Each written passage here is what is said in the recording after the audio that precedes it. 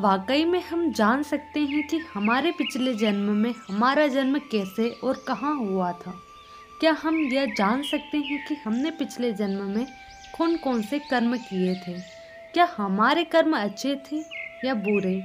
यह सवाल जितना दिलचस्प लगता है उतना ही गहरा और रहस्यमयी भी है।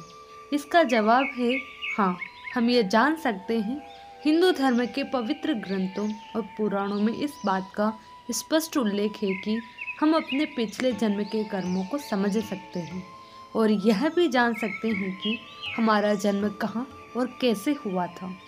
आज की इस विशेष चर्चा में हम इस गूढ़ विषय को विस्तार से समझेंगे और उन तरीकों को जानेंगे जिससे हम अपने पिछले जन्म के रहस्यों को समझ सकते हैं। हम हिंदू धर्म के प्रमुख ग्रंथों वेद, उपनिषद, भगवद गीता और पुराणों में वर्णित पुनर्जन्म और कर्म सिद्धांत पर बात करेंगे। साथ ही यह भी जानेंगे कि किस प्रकार भगवान विष्णु ने अपने प्रिय भक्त गरुड़ को इस विषय पर दिव्य उपदेश दिया था। इसके बाद हम कुछ सरल और प्रभावी कथाओं एवं संकेतों पर भी चर्चा करेंगे जिनके माध्यम से कोई अपने पिछले जन्म के बारे में जान सकता है और अपने वर्तमान जीवन को बेहतर बना सकता है। वेदों के दृष्टिकोण से कर्म केवल बाहरी क्रियाओं का लेखा जोखा नहीं बल्कि आत्मा के साथ संचित होने वाला सूक्ष्म भंडार है। हर व्यक्ति अपने कर्मों की एक सूक्ष्म नक्शा सी लेकर नए जन्म में प्रवेश करता है और वही संचित कर्म उसके जन्मजात गुणों, क्षमताओं, दुर्बलताओं तथा जीवन की परिस्थितियों को आकार देते हैं। ऋषियों ने अनुभव पूर्वक जाना कि यह कर्म संचय सामान्य चेतना में सीधे दिखाई नहीं देता, पर गहन आंतरिक अवस्थाएं, विशेषकर सुषुप्ति और गहन ध्यान उन पर पर्दा उठा देती है। इन अवस्थाओं में आत्मा के साथ जुड़े संस्कार, प्रवृत्तियां और पूर्व जन्म की झलकियां प्रकट हो सकती हैं। इसलिए वेद केवल कर्म के परिणामों का विवरण नहीं देते बल्कि साधना मार्ग की ओर इंगित करते हैं। नियमित तप, यम नियम और साधना से मन का आवरण पतला होकर आत्मा के इन निधि संचयों तक पहुंच बनती है और उनके प्रभावों की अनुभूति हो सकती है। पर वेद यह भी स्पष्ट करते हैं कि यह अनुभव सार्वजनिक या स्वतः स्फूर्त नहीं है। विशेष योगियों, तपस्वियों और सत्कर्मियों में ही यह क्षमता सहज रूप से विकसित होती है। अर्थात साधना ही वह कुंजी है जो पिछले जन्म के कर्मों का सूक्ष्म लेखा जोखा खोलती है। अन्यथा यह ज्ञान सामान्य व्यक्ति के लिए ठीक ठाक पकड़ में नहीं आता। उपनिषदों के दृष्टिकोण से आत्मा केवल शरीर छोड़कर कहीं नहीं जाती, वह अपने साथ किए हुए कर्मों के सूक्ष्म संस्कार लेकर चली जाती है और नए शरीर में उन संस्कारों के साथ प्रवेश करती है। बृहदारण्यक उपनिषद की उक्त दृष्टि ये बताती है कि जैसे धुएं के साथ चिंगारी चलती है वैसे ही आत्मा के साथ कर्म चलते हैं। अर्थात कर्म आत्मा के साथ इतनी गहराई से जुड़ा हुआ रहता है कि उसका प्रभाव अगली जन्म यात्रा में भी दिखाई देता है। उपनिषद यह भी स्पष्ट करते हैं कि यह पूर्व जन्म संस्मरण सामान्य चेतना में सहज नहीं खुलता बल्कि गहन संयम, तप और ध्यान के द्वारा मन के आवरण पतले होने पर ही आत्मा के इन निधियों तक पहुंच बनती है। योगियों और तपस्वियों को ध्यानाभ्यास में अपने पूर्व जन्मों के अनुभव प्राप्त होते हैं जिसे शास्त्रों में जाति स्मरण ज्ञान कहा गया है। साथ ही उपनिषद जन्मजात गुणों और प्रवृत्तियों पर भी ध्यान खींचता है। यदि कोई व्यक्ति जन्म से ही किसी कला में प्रवीण है या जन्मजात कोई अति भय या आकर्षण रखता है या कुछ बच्चे अपने पुराने घरों जैसी अनुभूतियां बनाते हैं तो उन्हें पूर्व जन्म के संस्कारों का संकेत माना जा सकता है। परंतु उपनिषद सतर्क करते हैं कि ये अनुभव दुर्लभ और अनुशासित मन वालों के लिए अधिक सुलभ है। शुद्ध चित्त साधना, आत्मनिग्रह और सत्कर्म ही ऐसे ज्ञान के द्वार खोलते हैं और अंततः शास्त्रों का उद्देश्य केवल पूर्व जन्म की जिज्ञासा को संतुष्ट करना नहीं बल्कि उन ज्ञानों के माध्यम से मोक्ष और वर्तमान कर्मों के सुधार की ओर प्रेरित करना है। भगवद गीता में भगवान कृष्ण पिछले जन्मों के ज्ञान अर्थात जाति स्मरण का अत्यंत स्पष्ट और दार्शनिक उत्तर देते हैं। वे अर्जुन से कहते हैं कि यद्यपि उनके और अर्जुन के अनेक जन्म बीत चुके हैं फिर भी अर्जुन उन्हें याद नहीं कर सकता। क्योंकि जन्म बदलते ही मन, शरीर, इंद्रियां और मानसिक संरचना बदल जाती है। आत्मा तो वही रहती है, पर उसे ढकने वाले आवरण हर जन्म में नए बन जाते हैं। इसलिए सामान्य मनुष्य पिछले जन्मों का स्मरण नहीं कर पाता। कृष्ण बताते हैं कि पिछले जन्मों का ज्ञान केवल उन लोगों को प्राप्त होता है जिन्होंने एक नहीं बल्कि कई जन्मों से आध्यात्मिक साधना जारी रखी हो। ऐसे साधक अगले जन्म में भी स्वभावतः उसी मार्ग की ओर बढ़ते हैं। वे बचपन से ही अध्यात्म, योग, तप या ज्ञान की ओर आकृष्ट रहते हैं, मानो कोई भीतर से उन्हें इस दिशा में बुला रहा हो। गीता की अध्याय 6 के श्लोक 43 और 44 में यह भी कहा गया है कि ऐसे साधक अपने अंतर्मन में छिपे संस्कारों के कारण अपने पुराने जन्मों की झलक प्राप्त कर लेते हैं और इस क्षमता को जाति स्मरण शक्ति कहा जाता है।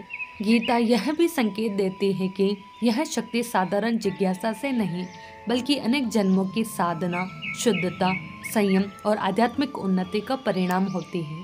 इसलिए गीता के अनुसार जन्म स्मरण का वास्तविक उद्देश्य भूतकाल को देखने का कौतूहल नहीं बल्कि वर्तमान में धर्म, योग और आत्मज्ञान के मार्ग को दृढ़ करना है। पुराणों में पिछले जन्मों के ज्ञान को अत्यंत सरल, कथात्मक और अनुभवाधारित रूप में समझाया गया है, विशेषकर गरुड़ पुराण में, जहाँ गरुड़ भगवान विष्णु से पूछते हैं कि क्या कोई जीव अपने पूर्व जन्म को जान सकता है। भगवान विष्णु बताते हैं कि आत्मा जन्मों के कर्म संस्कार लेकर ही नए शरीर में आती है और वही संस्कार जीवन भर उसके भीतर एक छिपे हुए प्रवाह की तरह काम करते रहते हैं।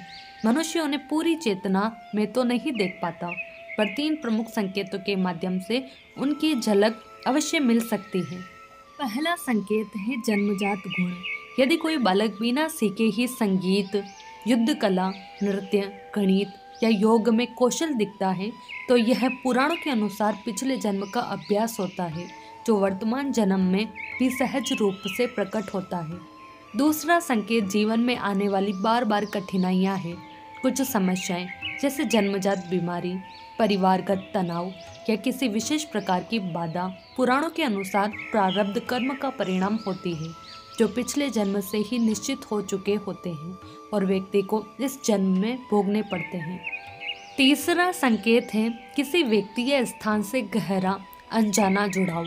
अक्सर कोई स्थान देखकर लगता है कि जैसे इसे पहले भी देखा हो, या किसी व्यक्ति से पहली बार मिलकर भी अजीब सा अपनापन महसूस होता है।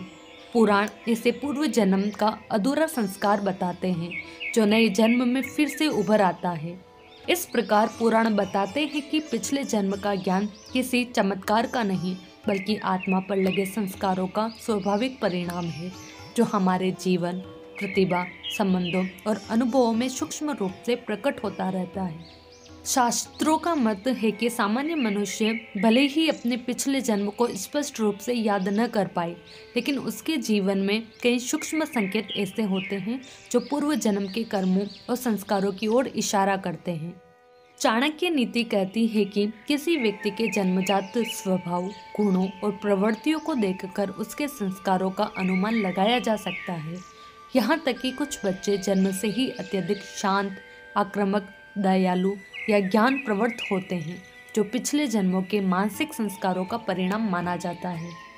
इसी प्रकार अनजाने और बिना कारण उत्पन्न होने वाले भय जैसे पानी, आग, गहराई, अंधेरे या ऊंचाई का डर कई ग्रंथों में पूर्व जन्म की किसी घटना या अनुभव से जुड़े हुए बताए गए हैं।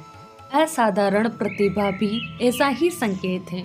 जब 5-6 वर्ष के छोटे बच्चे ही संगीत, गणित, चित्रकला या नृत्य में अद्भुत दक्षता दिखाते हैं तो शास्त्र इसे पिछले जन्म के अभ्यास का प्रत्यक्ष प्रमाण मानते हैं। कुछ लोगों को आने वाले सपने भी विशेष प्रकार के होते हैं, जिसमें वे किसी अनजाने घर, स्थान, व्यक्ति या परिस्थिति को देखते हैं। ये स्वप्न पिछले जन्म के संस्कारों के अवशेष माने जाते हैं, जो नींद में सामने आ जाते हैं। अंततः साधना और ध्यान को शास्त्र सबसे प्रभावी मार्ग बताते हैं। आध्यात्मिक अभ्यास से मन के आवरण हटते हैं और आत्मा पर पड़े पिछले जन्मों के संस्कार धीरे धीरे प्रकट होने लगते हैं। किंतु यह अभ्यास सहज नहीं बल्कि धैर्य, संयम और निरंतर अभ्यास से प्राप्त होती है। इस प्रकार सामान्य मनुष्य भी प्रत्यक्ष स्मरण भले न प्राप्त करे, लेकिन संकेतों की भाषा में अपने पूर्व जन्म का ज्ञान पा सकता है। शास्त्रों का अंतिम संदेश सरल व गहन दोनों है। पिछले जन्मों की जिज्ञासा केवल एक ज्ञान विनोद है। असल आवश्यकता यह है कि हम अपने वर्तमान जन्म को किस तरह से संवारें। शास्त्र बताते हैं कि भूतकाल, चाहे वह संचित कर्म हो या पूर्व जन्म के संस्कार, केवल संकेत देता है, शिक्षा देता है कि हमारे स्वभाव, बाधाओं और प्रवृत्तियों के पीछे क्या कारण है। पर वही चिन्ह हमें बंधन में नहीं बांधते, क्योंकि वर्तमान कर्म ही भविष्य रचते हैं। इसलिए शास्त्रों में जीवन का प्रयोगात्मक लक्ष्य ये बताया गया है कि हम अपने आज के कर्मों को सुधारें, सर्वधर्म का पालन करें, अहंकार वासना का परित्याग करें, ईमानदारी, दया और आत्मनियंत्रण अपनाएं तथा साधना, श्रद्धा, ध्यान और सेवा के माध्यम से मन को शुद्ध करें। जब हम इन पर ध्यान देते हैं तो न केवल संचित दोषों का प्रभाव कम होता है, बल्कि आत्मा की उन्नति होती है और अंतिम लक्ष्य मोक्ष, शांति और आत्मज्ञान आसान होता चला जाता है। संक्षिप्त में, पुरानी कहानियों और संकेतों से सीख ले, पर अपना समय और ऊर्जा इस जन्म को धर्मयुक्त, जागृत और लक्ष्यनिष्ठ बनाने में लगाए। यही शास्त्रों का मूल उपदेश है।